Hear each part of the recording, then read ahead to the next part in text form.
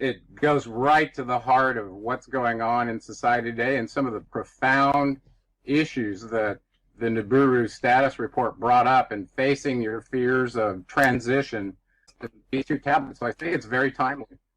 Well, you said that. You said that really well. I don't know if I could have said that any better. But the reality was I saw the seventh planet Mercury rising as a direct extension from the question that got asked by many people. If the Anunnaki genetically modified a Neanderthal to create us, then who created the Anunnaki? And, you know, that goes right to the heart of, well, who's this creator, God, whatever label you want to put on this intelligent force that manifested all matter and put us into the state we're in? A deep, deep question. Who we are, where we come from, you know, that kind of thing. Mm-hmm. So all of a sudden, when you realize that one of their Anunnaki progenitors that was a benefactor to mankind, and that was Thoth in Egypt, that was Ningshita in Sumeria. This was Enki's premier scientific son, second one born after Marduk. Well, he turned out to be a interest carrier for Thoth, so that's why I chose him to tell the Anunnaki story that not only exposed how you were enslaved, but what the way out was. And that's what we're trying to focus on. Yeah, we kind of got ensconced heavy in the Emerald Tablets, but there's a lot more to the book than just Chapter 5. Mm-hmm. Mm-hmm. So, and we'll get to that. Well, you said something on a radio show, and I hope I didn't interrupt you. Just the other day that I listened to you, you described yourself as a systems engineer and an analyst. Well, I played that role many times as well, and I have this particular problem, I guess you could say, where I don't like pieces. I want to see the whole piece, the whole picture, in order to make the best decisions at wherever I am in the simulator. And I learned this as a military pilot, too. You know, it's a situation awareness issue that humans have. Mm-hmm. And as a system analyst, you try to be aware of all the things that are affecting a system. So you're trying to develop a meta-awareness. Mm-hmm. Well, I do the same thing with everything that I do.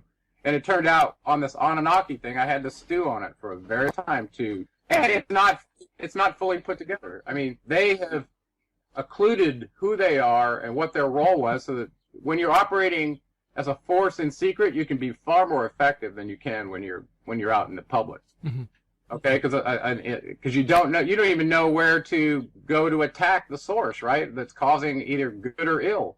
So operating in secret is a very powerful thing, and we're going to talk about what they did in the Emerald Tablets, both light and dark, and this idea of facing darkness in our paths. Yeah, everybody kind of goes, yeah, I'm having a rough day or whatever. But listen, in this tablet, he makes the idea of this struggle, this warfare between light and dark, very real, and nobody is exempt. Like everything else that Thoth does in the Emerald Tablets, he presents it to you poetically as a scientist, oftentimes using multiple repetitious sequences of different symbols to try to get it through your thick skull, right? Sure. So he titled it The Keys of Magic, but so the first thing to think is, oh gosh, there's these incantations in here, we got to make some pots of witch's brew and all. No, not at all. So first of all, you got to ask yourself, what is magic? Magic is advanced knowledge that you don't understand. So anytime somebody does a scientific breakthrough or something that's not known to the rest of the world, well, it's magical until everybody else understands how it works. I'll give you anti-gravity, for instance. You know, that's magical. Only the UFOs can do that. Well, if you knew the secrets of overcoming gravity, well, you'd have that magic too. So the idea of redefining that term is what I want you to think about. So this tablet starts by setting this historical background. Way back, it turns out to be the inception when these avatars, remember 32 of them came down with him to assess the state of the planet, realizing everybody's enslaved in darkness. Well, this is kind of a continuation on that. So this historical background, he talks a little bit about this emergence of darkness and the warfare with the light. And it goes all the way back to the very first days of man. Well, you know, which genetic offspring are they talking about? The one that the Anunnaki did to the Neanderthals, or were there others? Right? Because some of these beings state that they had forms of being a man, and they ascended, and now they're playing these various roles as light beings, avatars that had in the past been a manifestation of matter as a man. So that's trippy. Anyway, So this battle is depicted as age-old, and he says it crosses all cultural boundaries and appears in various forms. So whatever culture you're in, the evil you're experiencing might be unique to your culture, but it's still evil, or darkness. He just calls it darkness. So look at how many movies and archetypes we have that have to have a hero overcoming darkness. This has been around for a long time. We even have these archetypal symbols in our Hollywood movies. Even in the science fiction Star Wars, with Darth Vader and Obi-Wan Kenobi, they're fighting with a lightsaber, light fighting the dark. It's all over the place. So it's been around for a long time. Mm-hmm. So maybe we'll probably dig into it a little bit more about who's on which team and why. I mean, that ought to be the first thing and go, what's the discrepancy? Speaking of discrepancies, I noticed one thing in the previous tablets indicated that he was born on an island in Atlantis. Maybe that means it was another incarnation. But at the same time, we see that he shows up in the Numa Elish, and he's also related to Enki, shows up as Hermes and Thoth. So it gets a little confusing to me when he says he was born in Atlantis, but then he arrived on Earth in an age-old time along with those avatars. Remember in the previous tablet? Sure. So he showed up with 32 avatars, and with him made the 33rd one. So anyway, I thought that was a point to bring up. But he says the battle was age-old and was already in motion when they showed up. So that's an interesting thing. So where did these dark forces come prior to this intercession? That's something interesting to think about. Yeah, actually, one of the ones I know we were talking off air about, and I'll bring it up again real quick. I got confused after reading that Thoth was an Atlantean. He was born on the island of Undal, and then this must have just been an incarnation, right? So I'm trying to follow this through, but then you follow through to the Greek society, the Greek culture, where he had this major battle between the Olympians and the Titans. Well, the Titans were the Atlanteans. And they were portrayed as this awful, terrible, subhuman race that was just the destroyer culture, right? Which is totally not true. But so I started thinking, well, if from the Sumerian records forward, we started seeing this rewriting of history, as well, Bible and various cultures, and Enlil was usually at the helm of that. So here he was, the chief deity is Zeus in Greece. What's to make you think that he didn't do some rewriting of history there too to serve his ends? Well, one of the instances that came to my mind was that the concept of the caduceus. Well, there's a story in the Greek mythology, if you want to call it a mythology, where Hermes was on the Olympian Council. Well, here we know Hermes was Thoth. So we're like, wait a second, what's he doing working with Enlil, the destroyer? How does this work? Well, in their account, he was born of Maya Majesta and Zeus. Well, she was actually the wife of King Atlas on Atlantis. So all of a sudden you see these Enkyites crossing bloodlines with the Enlilites and having avatars. So in that story, Hermes wanted the caduceus from Apollo. So he supposedly tricked him into trading him the caduceus for some musical instrument. Well, if you think about it functionally, in a way, Hermes was taking back his role as a healer and as a geneticist from Apollo, who then received the entrainment capability of the frequency of music so that he could use that as his enslaving technique. Listen, we both know music is oftentimes used for mental entrainment. Oh, yeah. So it was very interesting if you thought about it from that side, from a functional trading of capabilities. Well, so all of a sudden you're going, wow, so was Hermes really on the council? Did this really happen? Or is this just a way of describing how he tricked Apollo into getting his functionality as a geneticist and somebody who was helping mankind from a lower level of consciousness to a higher one, which the caduceus represents? Yeah, it's almost like watching a historical soap opera, and really sometimes when you look at it very closely, it seems to almost be scripted to play out these antagonistic roles, whether it's light and dark, or somebody who's an enslaver, or somebody who's a good shepherd king. just comparing and contrasting the functional roles of these advanced beings relative to themselves, and then ultimately with us to each other. And I think there's a lot of lessons in there about learning about what we are as a spiritual being having a material experience. You know, it's part of our evolution in the simulator. So I think a lot of this light and dark, listen, Thoth even told us that light and dark are both allowed by the creator of all. So they're playing roles, you know, the creator and destroyer sitting and playing chess to each other, betting $1 whether this one's going to win or not. And these dark forces, he describes them as, you know, coming from another dimension, probably meaning another race or of beings from another dimension that have been called in by mankind in their stupidity, basically is what he says. And he describes them as being able to be accessed through certain rituals, which we described before. And it usually involved, Thoth described it as the rituals that were accompanied with the blood. So usually when there's a blood sacrifice in some ritual, these beings were accessible. And I think that's the same ones he's talking about. Now, these same ones, according to him, way back then, formed secret societies that operated stealthily. And like I said before, when you operate stealthily, you can be far more effective than if you're out in the open where you can be a target. Enslaving with darkness and blinding the soul. So basically their idea was to be here on this planet. Any beings that were here that were not in their inner circle, they wanted them to be their slaves. And listen, we knew that all the way back from the Atrahasis in the primitive worker account with Atrahasis, Enki, and Enlil, when after 600 years it got out of control.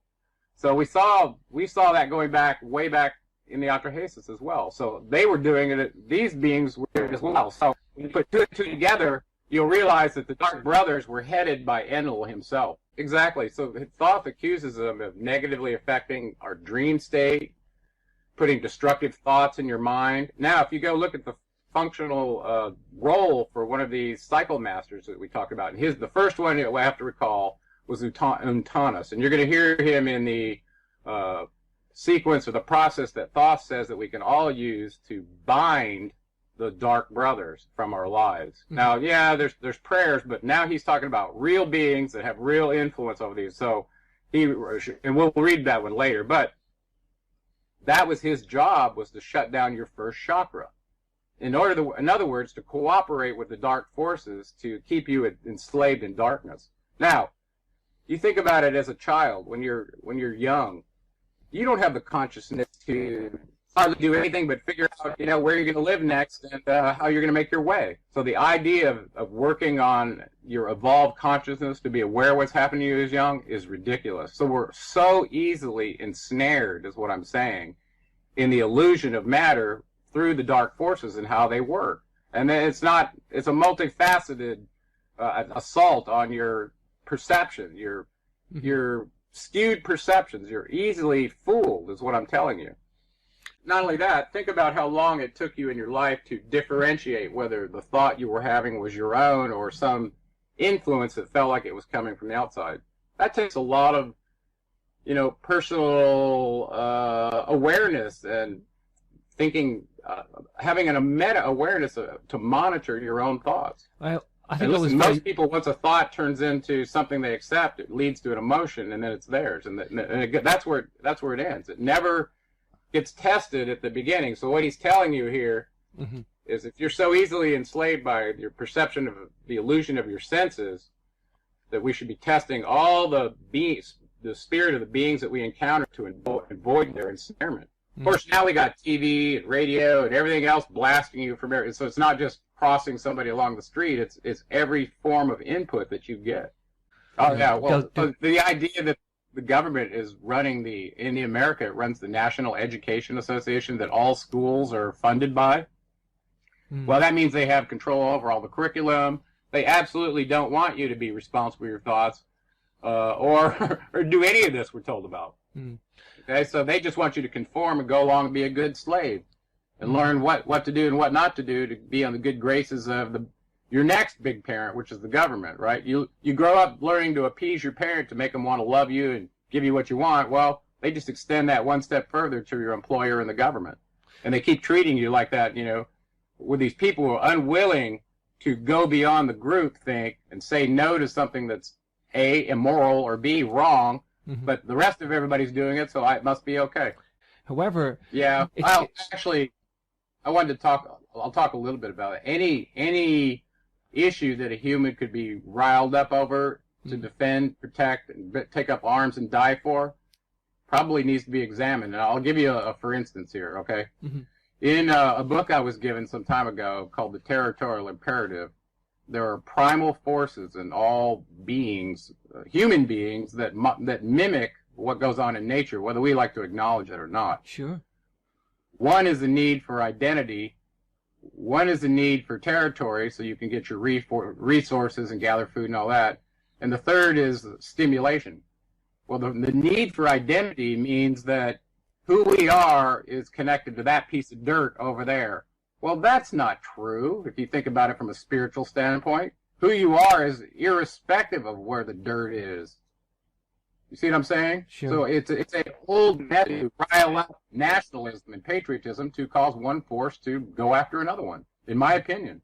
And for him to acknowledge our true creators, Enki, who was Poseidon, his son Ishida, who was Thoth, Hermes, Mercury, and many other names, and the mother of all humanity, who was none other than Ninhartsog, Isis, to me is his way of saying, I don't approve of the primitive workers that you three put on this planet and now have 7 billion of them. And as far as I'm concerned, you're smeared and I'm going to wipe them out. And that's what's going on. Dark is facing light in an ultimate battle. Kristen, just a little while ago, some of the technology that's been around, I've been exposed to. And the idea that you could take an advanced computing system and set up a massive neural network that could be trained with all different inputs. Oh, here's the people's response to a sale at Walmart. Feed that database. Here's their response to a beheading. Here's their response to a train derailment. All the things that are being shown to people in a neural network can be trained up. Once you have that database in this huge neural network, you can expose a what if to the input, and it'll give you the output as a predictive measure. So they've been using software to do this for a long time, gathering data from your cell phone, from your Facebook, all this to build a picture of every single one of us so that they can simulate this in a neural network to basically have an anticipatory input to know when the people are starting to get a little ruffled under the feathers for being pressed too hard as slaves. Okay, so it's this dynamic world simulator, and actually we looked it up today. I won't say it over the air so we don't get cut off, but we have that, and it's been around for a while. So think of it as the all-seeing eye in the synthesis room, so that you can simulate a volcano going off over here and see what all the people on this side do when they go over here, or a disease, or anything else that you want to imagine that you could simulate to see how the slaves respond. I reckon these. When you have that kind of tool, you can play some very sophisticated false flag games and all kinds of stuff to drive the mindset where you want. So all of a sudden, you got this woman who has a hair and nail salon that is losing her business because it's barbarians to influence foreign policy, smearing an ancient Anunnaki goddess's name. Now, you just think about that. Before we go on to that, we ought to connect the dots with the last show. Well, no, let's go on to that. You're right. I had something prepared for you, and I'm going to pull it out here real quick. Hey, Krista, would you hand me that wealthy notebook that had that poem on the back? I actually, back in, I think it was 2004, I was sitting and thinking about this very next point that Thoth brings out, where he says we're given guidance to be responsible for our thoughts, examining them before the negative ones become our own. Mm-hmm. So and this really impacted me for some reason. I must have been at the place where I was just waking up to learn how to be responsible for my thoughts. I don't know. But I read something, or somehow it came to me, that fear is nothing more than a belated announcement of a thought you accepted as your own. And the emotions that go with that. Okay, do you hear what I just said? Say again. So behavior, we say, no, it's not connected. Just watch a couple little boys, age 5 or 6, watching, I don't know, Daffy Duck or any of the cartoons that have so much violence in them and see if they aren't out, in the yard trying some of that on themselves, especially the little fighting ones where they watch the little martial arts ones. That really gets them going. So the idea that thoughts don't lead to behavior is ridiculous. So with that said, I wrote kind of a poem. Actually, I was going to share with you. It's only about 10 lines. That had to do with the state of mankind relative to our thoughts. Oh, so wow. see, try this on if you're okay with this, and we'll. Oh, go for it. And, go for it, brother. I'll see if I can do it justice. Remember, this was written in 2004. Okay. Mankind trapped twixt destiny and fate. For destiny is determined, but it is we who choose our way. Attune therefore the energy, beckoning one and all. Judge not, for beauty abounds, purging fear's constraint. Less truth, oft rejected, destiny's lot to seal, a path that leads to where we hope to find the courage to break out of the square. Pressed by time, energy's threshold sought, the test to pass is wrought. For behold, the final conflict rages, our battleground of thoughts. That was it. This is absolutely, for me, it was like, okay, let's talk about that. You get something in your head that brings a concept, an image, a thought, something to you that you call a thought. Well, where did it come from? Part of it is from your contextual memory that already exists, that when you burn stuff in the past. So you see something that's familiar, it could bring up a thought, oh, I recognize that, like that.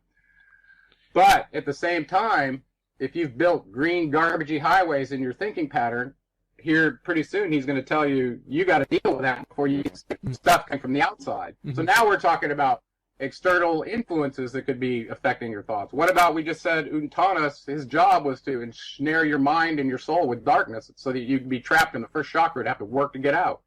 So all of a sudden you realize, hey, my thoughts are really a part of me getting out of this trap.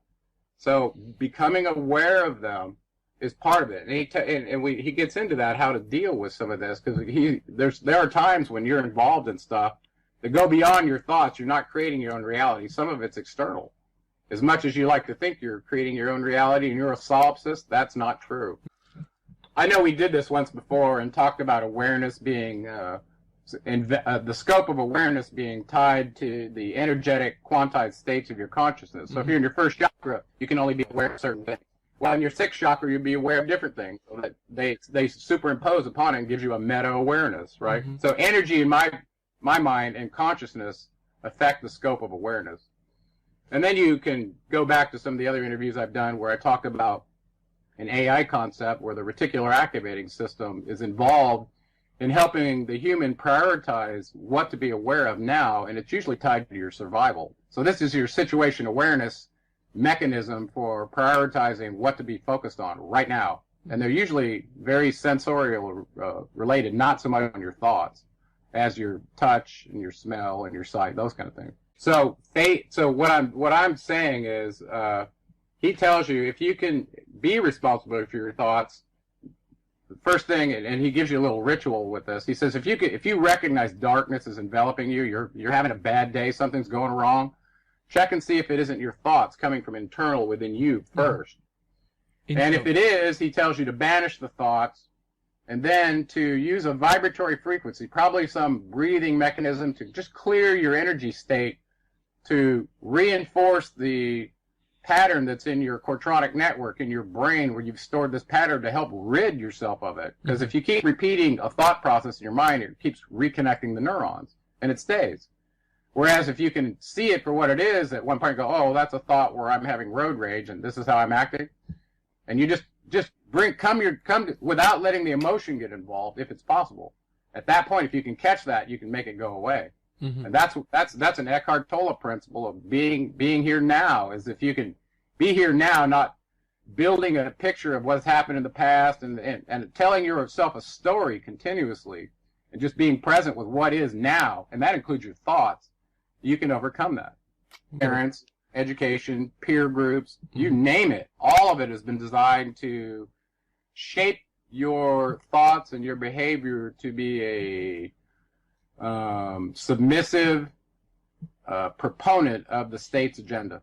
And now it's getting bigger beyond the state, and then it goes to the federal. Now it's, now we're at world level where the New World Order wants you as their slave, and they already own you. Well, imagine it's full of chaos and war and trauma and pedophilia in the news, every other form of fallen thing. This is all in your neural network, so it doesn't take much to trigger something that comes up that's negative, right? I mean, that's what it is. So you've got to unplug yourself from the negative influences as well. Yeah, you're not being an ostrich and putting your head in the ground. Occasionally you're going to check in and see what's going on in the world, but you're going to do it from a consciousness state where you're at a meta-awareness, and when you see this stuff, it's not going to cause the emotion of fear.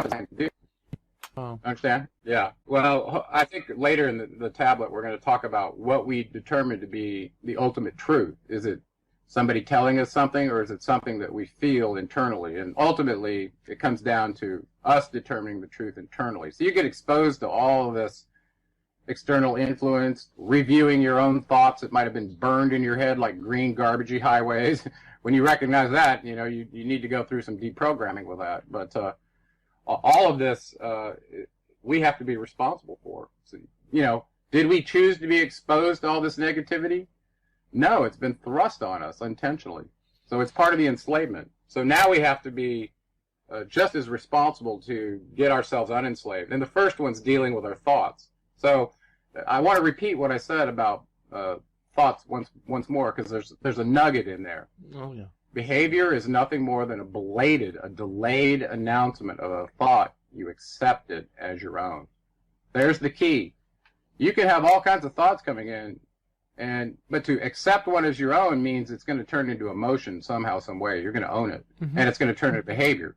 So you've got to get to the place where you're reviewing what's going on in your head and can say, I accept that one and I reject that one. And when you do that, you're on the final battleground to start really accelerating your path to the light. But that's required because of the skewed perception illusion that everybody is in this.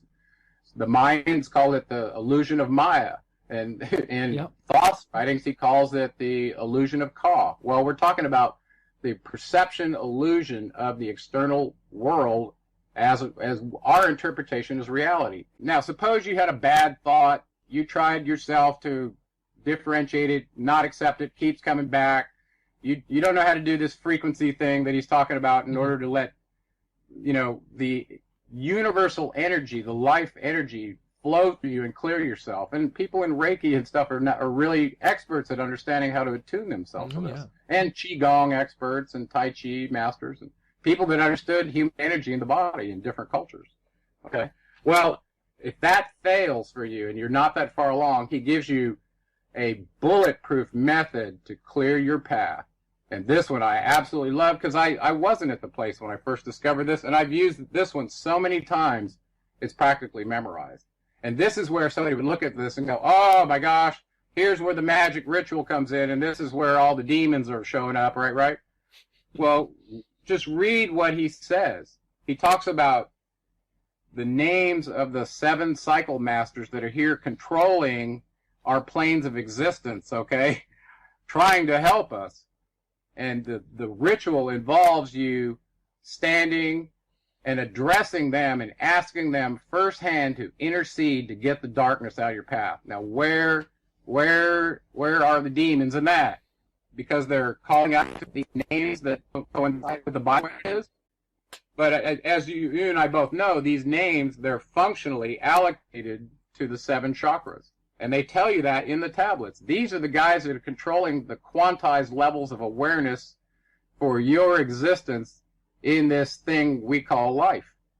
These are the guys. These are the entities that Thoth defers to, that Poseidon deferred to even when he went to battle against the dark forces that caused an imbalance to the earth. These are the ones that control it. They're controlling the wobble cycles relative to consciousness. Okay, you with me? So this one, when you get to this level, and he tells you, if you do this, know that the results are assured. That's how confident he is when he tells you this. So in my path, I've noticed that when things got really bad, this is the one that I would glom to. When I couldn't differentiate the thoughts in my head as my own or external or whatever, that just whatever, this cloud of darkness that, you know, how it sometimes envelops you. And it just almost makes you depressed where you just want to climb under the covers. And you don't know why. Consciousness works. Once you go through the gate of awareness, there's no going back. You have the burden of awareness at that point, and now you have to be responsible. So that's too. It's ever increasing missions that you get as a function of your consciousness. So the more conscious, the farther along you get, the more complicated the task you're probably going to be involved in. I would say, according to Drumvalo Melchizedek, with his numbers on 0.01% of the people have probably only activated their Ba field, which is the one that overcomes the illusion of Ka. And this is various ways can be done. He gives you the Merkaba meditation to do it, which I'm a big proponent of.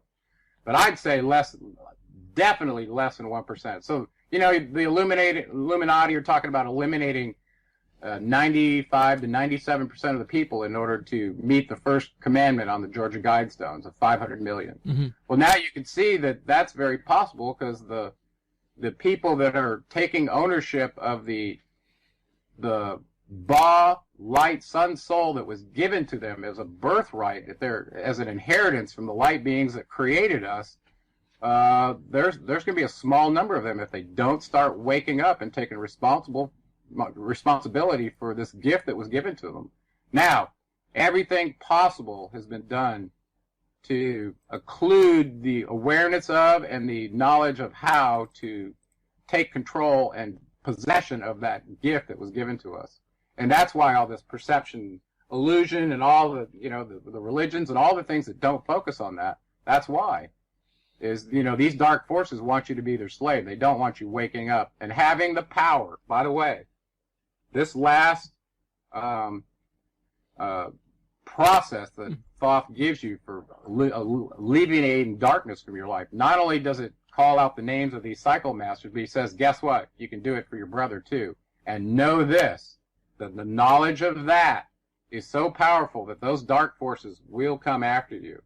Mm-hmm. So once you get to this level, please do this, because it's real. It's a spiritual warfare that's going on, and these guys can be avatars out of their bodies. Agreed. And, you know, a lot of people are very confused about how to get out of it. And that's why I wrote The Seventh Planet Mercury Rising. Because once I asked myself the question, okay, well, who created the Anunnaki? They told us the creator of all created the Anunnaki. That's what Enki said in his writings. Mm-hmm. And he venerated the creator of all and felt and wrestled with the idea of fate and destiny and doing genetic experiments to augment their mission and the whole thing. Okay? He's like, well, I was given this intelligence to do this. Does that mean I wasn't supposed to do it? So just having the knowledge and then actually doing something with it brings you to the next level of evolution. Well, should I do that based on the specifications of the way to live based on these light beings that came here? You know, and these are the deep kind of questions you got to ask yourself before you go kick off another missile program that's designed to kill people. Yeah, I would just say I want to re-emphasize that little ritual that he tells you to stand in darkness, in a dark room, in a circle, raise your hand, and say those words he tells you to say. Mm-hmm. Let me tell you something. I want to challenge anybody to do that that's a scoffer of this knowledge and see what happens. Try it. I dare you to try it. Because guess what? He says, don't just do this, but do it for your brother too, because they don't deserve to be in darkness either. Wow. So do it for them if you don't do it for yourself. Just try it for somebody else first. Mm-hmm. Yeah, it works. Wow. It's powerful. It's one of the most powerful things. Call that the magic, if you will, is the knowledge that there are 7 beings living in the halls of Amenti, surrounded by the avatar, change cycles to do whatever on behalf of mankind and for Thoth. Sure. So there's dark out there, but there's light brothers also that can go to war on your behalf. So use them. Yeah. So it is kind of confrontational in a way that he's not telling you to pick up a weapon, but he's telling you the spiritual weapons to use in your path. Sure. Which is very deep knowledge. But you've got to very quickly distinguish whether they're a dark being disguised as light. And so trust and verify very quickly. So anyway, I guess I would leave it with that. I suppose we'll play the text for this. I think he does a really good job of telling the story, and it's very profound if you listen to the words. Yeah. This one is so timely right now. Definitely. Because listen, they're pouring darkness on, the Illuminati is pouring darkness on to push the negativity level to what they believe 95%. Well, there must be a reason for that in this light dark war. Maybe that's to draw the light forces in to see the polarity of how bad it can be and then how good it can be. Maybe that's where we're headed. Hark ye, O man, to the wisdom of magic. Hark the knowledge of power forgotten. Long ago in the days of the first man, warfare began between darkness and light. Men then as now were filled with both darkness and light, and while in some darkness held sway, in other light filled the soul. Aye, age-old is this warfare, the eternal struggle between darkness and light. Fiercely it is fought all through the ages, using strange powers hidden to man. Adepts have there been, filled with the blackness, struggling always against the light. But others there are, who filled with brightness, have ever conquered the darkness of night.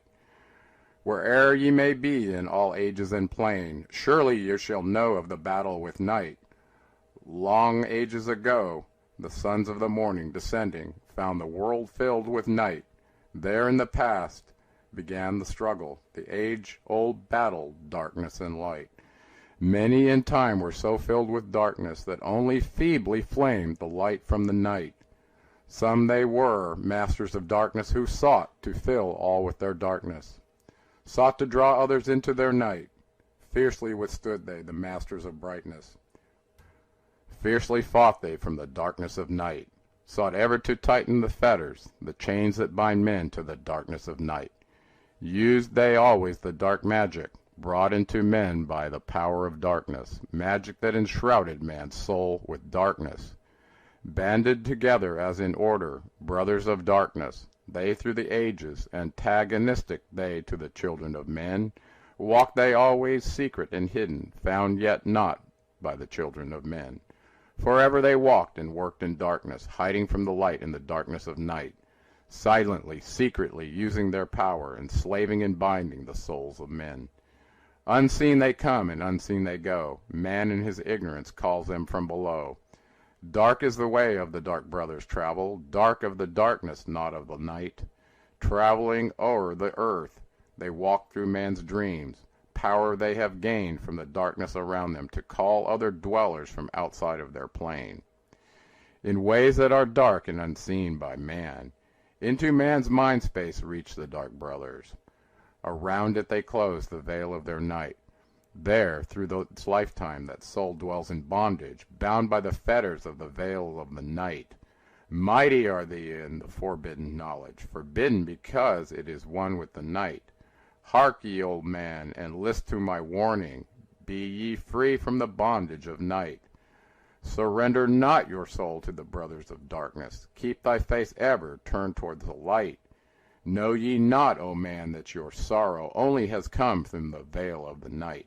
I, man, heed ye my warning. Strive ever upward, turn your soul toward the light.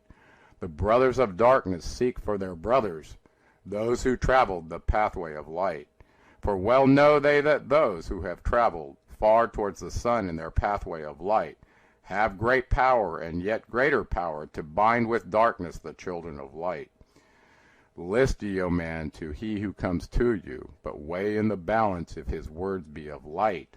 For many there are who walk in dark brightness, and yet are not the children of light. Easy it is to follow their pathway, easy to follow the path that they lead. But yet, O man, heed ye my warning. Light comes only to him who strives. Hard is the pathway that leads to the wisdom. Hard is the pathway that leads to the light. Many ye shall find the stones in your pathway, many the mountains to climb toward the light. Yet know ye, O man, to him that overcometh, free will be he of the pathway of light. For ye know, O man, in the end light must conquer, and darkness and night be vanquished from light. Listen, O man, and heed ye this wisdom. Even as darkness, so is the light. When darkness is banished and all veils are rended, out there shall flash from the darkness the light. Even as exist among men the dark brothers, so there exist the brothers of light. Antagonists they of the brothers of darkness, seeking to free men from the night. Powers they have mighty and potent, knowing the law, the planets obey. Work they ever in harmony and order, freeing the man-soul from its bondage of night. Secret and hidden walk they also, known not are they to the children of men. Ever they fought the dark brothers, conquered and conquering time without end. Yet always light shall in the end be master, driving away the darkness of night. Ay, man, know ye this knowing, always beside thee walk the children of light. Masters they of the sun power, ever seen, yet the guardians of men. Open to all in their pathway, open to he who will walk in the light. Free are they of dark Amenti, free of the halls where life reigns supreme. Sons are they and lords of the morning, children of light to shine among men. Like man are they, and yet are unlike, never divided were they in the past. One have they been in oneness eternal throughout all space since the beginning of time. Up did they come in oneness with the all one, up from the first space formed and unformed. Given to man have they secrets that shall guard and protect him from all harm. He who would travel the path of the Master, free must he be from the bondage of night. Conquer must he the formless and shapeless, conquer must he the phantom of fear. Knowing must he gain of all the secrets, travel the pathway that leads through the darkness, yet ever before him keep the light of his goal. Obstacles great shall he meet in the pathway, yet press on to the light of the sun. Hear ye, O man, the sun is the symbol of the light that shines at the end of thy road. Now to thee I give the secrets. Now to meet the dark power, meet and conquer the fear from the night. Only by knowing can ye conquer, only by knowing can ye have light. Now I give unto thee the knowledge, known to the masters, the knowing that conquers all the dark fears. Use this, the wisdom I give thee. Master thou shalt be of the brothers of night. When unto thee comes a feeling, drawing thee nearer to the darker gate, examine thy heart, and find if the feeling thou hast comes from within. If thou shalt find the darkness thine own thoughts, banish them forth from the place in thy mind. Send through thy body a wave of vibration, irregular first and regular second, repeating time after time until free. Start the wave force in thy brain center, directed in waves from thy head to thy foot. But if thou findest thine heart is not darkened, be sure that a force is directed to thee.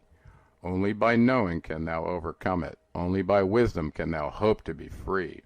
Knowledge brings wisdom, and wisdom is power. Attain, and ye shall have power over all. Seek ye first a place bound by darkness. Place ye a circle around about thee. Stand erect in the midst of the circle. Use thou this formula, and you shalt be free. Raise thou thine hands to the dark space above thee. Close thou thine eyes and draw in the light. Call to the spirit of light through the space-time, using these words, and thou shalt be free. Fill thou my body, O spirit of life. Fill thou my body with spirit of light. Come from the flower that shines through the darkness. Come from the halls where the seven lords rule. Name them by name, I the seven. 3, 4, 5, and 6, 7, 8, 9. By their names I call them to aid me, free me and save me from the darkness of night. Untanas, Quertas, Chietal, and Goiana, Huertal, Semveta, Ardal. By their names I implore thee, free me from darkness and fill me with light. Know ye, O man, that when ye have done this, ye shall be free from the fetters that bind ye. Cast off the bondage of the brothers of night. See ye not that the names have power to free by vibration the fetters that bind? Use them at need to free thou thine brother, so that he too may come forth from the night. Thou, O man, art thy brother's helper. Let him not lie in the bondage of night.